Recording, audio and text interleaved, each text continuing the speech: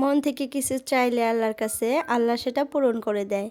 এটা আমি বারবার প্রমাণ পাইছি। কারণ আমি যেটাই আল্লাহর কাছে চাইছি আল্লাহ সেটাই আমাকে দিয়েছে। হ্যালো এভরিওয়ান, আসসালামু আলাইকুম আমার প্রিয় আপুরা, তোমরা কেমন আছো? আশা করি সবাই ভালো আছো। আলহামদুলিল্লাহ, তোমাদের দোয়া এবং আল্লাহর অশেষ রহমতে আমিও ভালো আছি। নাজনীন ব্লগ চ্যানেলে আরও একটা নতুন ভিডিও দেখার জন্য তোমাদের সবাইকে স্বাগত জানাইতেছি। আশা করি আজকের ভিডিওটাও তোমাদের কাছে ভালো লাগবে। যদি ভালো লাগে প্লিজ একটা লাইক দিয়ে আমার পুরো ভিডিওটার পাশে থেকো আপুরা। আর যদি আমার চ্যানেলে নতুন কেউ আসো প্লিজ চ্যানেলটা সাবস্ক্রাইব করে অল নোটিফিকেশনটা ক্লিক করে রাখো। এতে করে আমি যখনই একটা নতুন ভিডিও আপলোড করব তোমাদের মোবাইলে নোটিফিকেশন পৌঁছে যাবে আর সময় করে তোমরা আমার ভিডিওটা দেখতে পারবা। তো দেখো, সকালের খাবার দিয়ে ভিডিওটা শুরু করলাম। তো সকালের খাবারের জন্য আজকে দুধ চা করছি আর যে চাপড়ি পিঠা করতেছি। আর তোমাদের ভাইয়া কিন্তু বাড়িতে নাই, কালকা রাতেই আর কি গুয়াহাটিতে গেছে একটা কাজে। তো আজকে আস্তে আস্তে অনেক রাত হবে। তো আমি আর ছেলে একাই বাড়িতে, তো যার জন্য দেখো আজকে ঘুম থেকে অনেক লেট করে উঠছি। আর ছেলের আজকে স্কুল নাই, বন্ধ। বন্ধ বলতে আজকে ছেলেকে আর কি 3টার ওদিকে স্কুলে যাইতে হবে আর কি, 7টায় ছুটি হবে কারণ একটা প্রোগ্রাম আছে ক্রিসমাস। তো যার জন্য ওকে আর কি 3টায় যেতে হবে। তো আজকে সারাদিন সে বাড়িতেই থাকবে। তার জন্য কিন্তু আজকে আমি একটু লেট করে ঘুম থেকে উঠতে পারছি। আর তোমাদের ভাইয়া থাকলে সকালে ঘুম থেকে উঠতে হয়, কারণ উনি তো আবার 9টার ওদিকে অফিসে চলে যায়। তো যার জন্য তো দেখো আজকে চাপড়ি পিঠা করতেছি, প্রায় 8টার দিকে ঘুম থেকে উঠছি। উঠেই দেখো সকালের জন্য খাবারটা রেডি করতেছি। আর দুপুরের জন্য রান্না করব না, কারণ কালকা রাতে যে সবজিটা বানাইছিলাম সেটা অনেকখানি বেঁচে গেছে। তো দুপুরে ভাজি টাজি করব, মাছ টাছ ভাজি করব, ডিম ভাজি করব, ওগুলা দিয়ে আজকে দুপুরে খাবো। তো যার জন্যই কিন্তু আরও একটু লেট করে ঘুম থেকে উঠছি, যে দুপুরে তো রান্না বান্নাও নাই আজ, জাস্ট খালি সকালের খাবারটা রেডি করব আর ঘর গুছাবো। আর বাড়িতে যদি আমাদের হাজবেন্ডগুলা না থাকে তাহলে কিন্তু আমরা এইভাবেই খাবার দাবার খাই, মনে হয় তাদের জন্যই খালি আমরা রান্না বান্না করি। যদি আমরা একা একা বাড়িতে থাকতাম মনে হয় না খেয়েই মরে যেতাম, এরকম একটা অবস্থা। তা আমার তো এরকম হয় আপুরা, তোমাদের কেমন হয় কমেন্টে জানাইও। তোমাদের ভাইয়া যদি বাড়িতে একদিন না থাকে আমার এত আলসামে চলে আসে, মানে কোনো কিছু রান্না করতে ইচ্ছা করে না, মনে হয় যে এই চলে গেলেই হবে, মানে খাইতে পারলেই হবে এরকম। কিন্তু ছেলেটার জন্য আমি পারি না, কারণ ও কিন্তু মানে মাছ টাছ মাংস ছাড়া, মানে ডিম ছাড়া, এগুলো ছাড়া ভাত খেতে চায় না। তো ওকে টুকটাক করে দেই, তারপর কিন্তু আমি যেটা থাকে ওটা দিয়েই খেয়ে নিই এরকম। তো আজকে কিন্তু ভাবছি যে ঘর গুছানো দিয়ে ভিডিওটা শেষ করব, মানে ঘর গুছাবো, পরিষ্কার করে আজকে মানে বিছানা দুইটা ভালো করে ব্রাশ দিয়ে আজকে পরিষ্কার করব। আর নতুন বাসাটা টুকটাক একটু একটু দেখাবো তোমাদেরকে। আর রান্না বান্না তেমনটা আজকে দেখাইতে পারবো না। তো দেখো এদিকে মা ছেলে বসে বসে চাটা খাইলাম। আর এপাশে মেয়ে দেখো সকাল সকাল ঘুম থেকে উঠে এত কান্নাকাটি করতেছিল, না পেরে মোবাইলটা একটু দিয়ে দিছি। তো মোবাইল দেখে চুপ করেছিল, তারপরে আমরা দুই মা মেয়ে মানে ছেলে মিলে চাটা খাইলাম। মানে ওর কান্নাকাটিতে মানে চা খাওয়া একদম হারাম হয়ে গেছিলো। তো যার জন্য তাড়াতাড়ি করে মোবাইলটা দিছি। আসলে সবাই বলে যে এখনকার মারা খালি মোবাইল দেয় বাচ্চাকে, তো উপায়ই থাকে না এরকম, মানে নেওয়ার একজন যদি মানুষ থাকে বাচ্চাকে তাহলে কিন্তু আর এটা হয় না। এখন যদি তোমাদের ভাইয়া থাকতো তাহলে কিন্তু একটু কোলে নিয়ে বাইরে যাইতো। তো এখন যেহেতু ওরকম মানুষই নাই, আমাদের এত মানুষের অভাব হয়ে গেছে, তো যার জন্য কিন্তু আমরা মানে তাড়াতাড়ি করে আর কি বাচ্চাকে মোবাইল দিয়ে দেয়, যে মোবাইলটা দেখলে একটু শান্ত থাকবে এরকম। আমরাও কিন্তু জানি যে বাচ্চা মোবাইল দেখলে অনেক ক্ষতি হয়, কিন্তু তারপরেও মানে উপায়হীন হয়ে যায় মাঝে মধ্যে। তো আমার মেয়েটা মাশাল্লাহ অনেক মোবাইল দেখে, আমি মাশাল্লাহ বললাম, সরি মাশাল্লাহ বলাটা আমার ঠিক হয় নাই, কারণ মোবাইল দেখাটা অতটাও ভালো কাজ না। তো সব সময় মোবাইল দেখতে মানে ধরতে গেলে আমার ছেলেটা কিন্তু অনেক বড় হয়ে মোবাইল দেখা স্টার্ট করছিল, প্রায় 3 বছর বা 2.5 বছর এরকম। অতটা মোবাইল দেখার জন্য আর কি বিরক্ত করে নাই আমাকে, কান্নাকাটি করে নাই। কিন্তু আমার মেয়েটা এত পরিমাণে মোবাইল দেখতে চায়, মানে একটু কান্নাকাটি স্টার্ট করবে মানে তখনই মো করবে, মো এরকম করে কান্নাকাটি করে, মানে এখন মোবাইলটা দাও এরকম। তো মোবাইলটা দিতে হয়, না দিলে আর চুপ হয় না, মানে মোবাইলটা দিব তারপরেই চুপ হবে এরকম।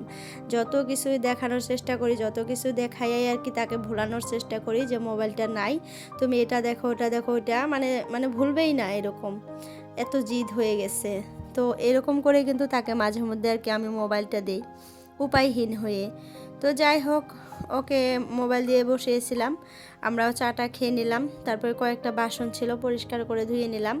ধুয়ে দেখো এই যে বিছানা দুইটা পরিষ্কার করবো আজকে ব্রাশ দিয়ে ভালো করে আর কি কোনাকানিগুলো আর কি সাফা করলাম আজকে। মানে এই যে পালঙের যে ডিজাইনগুলো, এগুলোর ভিতরে কিন্তু অনেক বালু জমা হয়, আর সেই বালুগুলা কিন্তু কাপড় দিয়ে মুছলে উঠে না। ওপরে ওপরে যেগুলো বালু থাকে ওগুলা কিন্তু উঠে, কিন্তু ওই যে কোনাকানি দিয়ে যে বালুগুলা ঢুকে ওগুলা কিন্তু আর কি মানে বের হইতে চায় না। আর এই ব্রাশের সাহায্যে কিন্তু খুব সহজেই আর কি বের করা যায়। তো যার জন্য আজকে ব্রাশ দিয়ে ক্লিন করলাম, অনেকটাই পরিষ্কার হয়েছে দেখলাম। তো এই যে বেডশিটটা এখন পরিষ্কার করে পেতে নেই।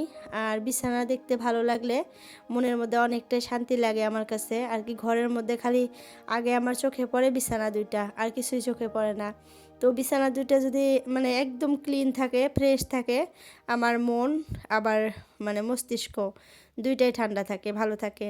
মানে খাবার না খেয়েও আমি বেঁচে থাকতে পারবো, ঘরটা যদি একটু ক্লিন পরিষ্কার দেখি, এরকম একটা অবস্থা আমার। তো কেন জানি না আমি এরকম মানে রান্না বান্না, খাবার দাবার, ঘর গুছানো, ঘর পরিষ্কার করে রাখা, এগুলাই মনে হয় আমার মানে জীবনের একটা অংশ। মানে এগুলো করলে আমার কাছে ভালো লাগে। আর শরীর যতই অসুস্থ থাক, আমার এগুলো পরিষ্কার করতেই হবে। আমি অসুস্থ থাকলেও চলবে, কিন্তু ঘর বাড়ি অপরিষ্কার থাকলে আমার চলবেই না। আমি যদি অসুস্থ হয়ে পড়ে থাকি, হয়তো 10-15 মিনিট পরে থাকতে পারবো। যখনই আমার চোখে পড়বে যে এই জিনিসটা মানে নোংরা হয়ে আছে, তাড়াতাড়ি করে উঠে আমি ওইটা আগে ঠিক করব, তারপরে আইসার আগে আবার আমি বিছানায় ঘুমাবো। এরকম আগে ওরকমই ছিলাম। আমি যখন মেয়ে ছিলাম, আমার বাবার বাসায় ছিলাম, তখনও কিন্তু আমি সেম টু সেম ছিলাম। ধরতে গেলে আমি প্রায় 4 বছর বা 5 বছর বয়সের থেকেই আমি এরকম পরিষ্কার মানে এরকম করে রাখি। আমার মা সবাইকে গল্প করে বলতো যে আমার মেয়েটা যখন থেকে বোঝা শিখছে যে পরিষ্কার পরিচ্ছন্ন থাকতে হয়, তখন থেকে আমি ঝাড়ু ধরি না আর কি। মা ঝাড়ু ধরে নাই কোনো দিন। সকালে ঘুম থেকে উঠে আমি কিন্তু উঠানটা ঝাড়ু দিতাম, ঝাড়ু দিয়ে ঘরটা সব পরিষ্কার করে রেখে আমি স্কুলে চলে যেতাম। প্রায় 3 থেকে মানে যখন আমি 3তে পড়ি তখন থেকে আমি এই কাজগুলা করা স্টার্ট করেছিলাম। আর স্কুল থেকে এসে যদি দেখতাম যে অপরিষ্কার হয়ে আছে ঘর বাড়ি, তাহলে কিন্তু মার সাথে অনেক চিল্লাচিল্লি করতাম। আর যদি আব্বা বাড়িতে থাকতো, তো আব্বা কিন্তু আমাকে অনেক গালি দিত যে কেন এরকম করো, একটু তো অপরিষ্কার হবেই। কিন্তু আমি তখন বুঝতাম না। তো মাঝে মধ্যে তো আব্বা বকতে বকতে মারও দিত আমাকে। একদিন তো অনেক মার খাইছিলাম এই বকাবকি করাতে আর কি। মার সাথে অনেক চিল্লাচিল্লি করতেছিলাম আর কি, সব সময় করি। স্কুল থেকে আসার পর যদি দেখি ঘরবাড়ি অপরিষ্কার হয়ে আছে, তো মার সাথে অনেক চিল্লাচিল্লি করি যে কেন এরকম হয়ে আছে। তো আব্বা তো সব সময় শুনতেছিল। তো হঠাৎ করে একদিন আব্বার অনেক রাগ উঠে গেছে যে ঘরবাড়ি তো একটু পরিষ্কার বা অপরিষ্কার থাকবেই, এর জন্য কি আর চিল্লাচিল্লি করতে হবে। স্কুল থেকে আসে ব্যাগটা ফালাইয়া অমনি চিল্লাচিল্লি আরম্ভ করে দেয়। ভাতও খায় না, হাত মুখও ধয় না, কোনো কাজকর্ম নেই, খালি ঘরবাড়ি পরিষ্কার করলেই কি চলবে? তোমাকে পড়াশোনা করতে দিছি, তুমি পড়াশোনা করবা, কেন এত চিল্লাচিল্লি করো অপরিষ্কার বা পরিষ্কারতা নিয়ে? তো মারছিল আমাকে মানে যখন আমি ছোট ছিলাম 3তে, এগুলা বলে আমাকে অনেক মার দিছিল যে কেন ঘরবাড়ি এত পরিষ্কার করতে হবে, আর কেনই তোমার মার সাথে এত চিল্লাচিল্লি করতে হবে। আমার এখনও মনে আছে। তো তারপরে থেকে আর মার সাথে চিল্লাচিল্লি করি নাই, যতটুকু পারি আমি পরিষ্কার করে রাখার চেষ্টা করছি।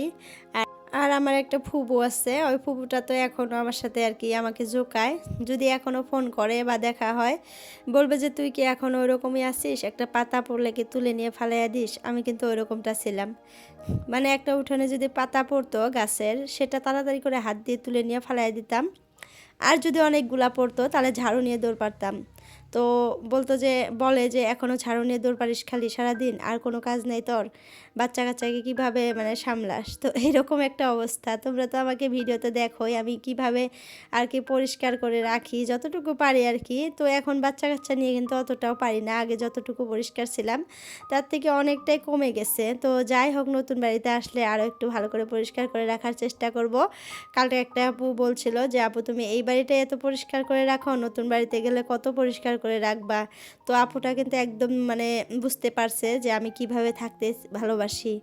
তো যাই হোক, দেখো সারাদিন আর ভিডিও করি নাই, এখন রাত হয়ে গেছে। আমার আম্মুটা দেখো কি করতেছে, বসে বসে কলগেট খাইতেছে, আর এটা বলে চকলেট। সে কিন্তু চকলেট বলতে পারে না, বলে চক্কন। তো দেখবা ও কি কি বলতেছে আমাকে, আমি একটু কথাগুলো তোমাদের সাথে শেয়ার করি। আমি মানে সরাসরি কি কি কথা বলছিলাম ওর সাথে, সেই কথাগুলো একটু শোনো তোমরা।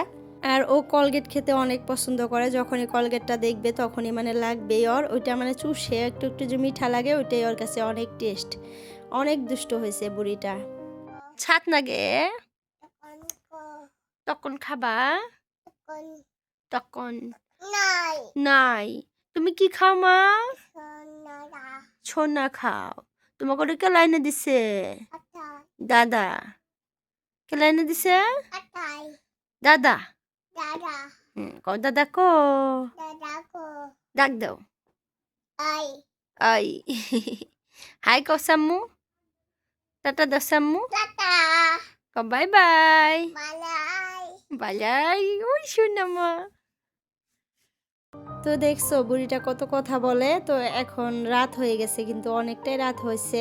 তো তোমাদের ভাইয়া কিন্তু এখনো আসে নাই বাড়িতে, প্রায় 10টা-11টার মতো বাজবে আসতে আসতে। তো দেখো 8:30টার মতো বাজে রাতে আমার ঘরের অবস্থা দেখো কিরকম হয়ে থাকে। তো এই পাশে কিন্তু ছেলেটা পড়তে বসছে, আর এই পাশে আমার আম্মুটাকে নিয়ে আমি খেলতেছিলাম। তো ছেলেটা একটু বাইরে গেল পেশাব করার জন্য। তো আজকের জন্য ভিডিওটা এতটুকুই। সবার সুস্বাস্থ্য কামনা করে আজকের জন্য বিদায় নিলাম। আল্লাহ হাফিজ।